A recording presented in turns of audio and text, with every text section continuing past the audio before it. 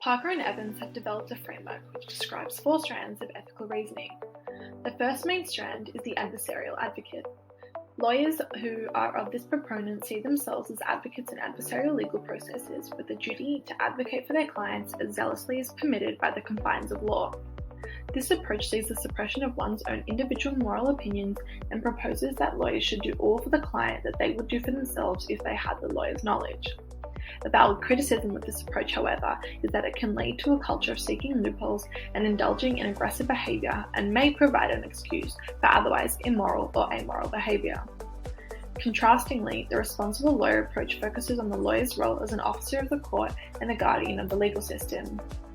While they are still an advocate for their client, they still have an overriding duty to maintain the justice and integrity of the legal system, even if this is against the client's or public interest. However, unlike the adversarial advocate, a valid criticism is that it may lead to a situation where loopholes are not tested and remain available for others to exploit. Thirdly, moral activism argues that lawyers should do good according to general theories of ethics, which may simply be the lawyer's personal ethics and philosophy of life. Lawyers who adopt this approach are concerned with doing justice, and lawyers are encouraged to have their own convictions about what it means to do justice in different situations and to seek out ways to act out those convictions. The weakness of this approach, however, is that it can mean the lawyer only strongly argues for clients whose cause they believe in. Finally, like moral activism, the ethics of care approach emphasizes the integration of personal ethics with legal practice, and it focuses on lawyers' responsibilities to people, communities, and relationships.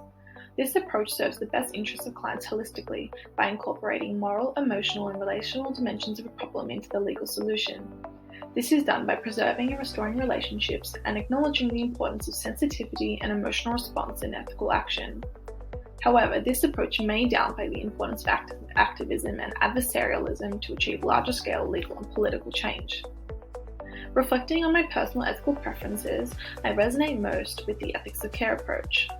I prefer approaches that involve dialogue, mediation, and negotiation to resolve problems for my clients and seek to preserve relationships where possible.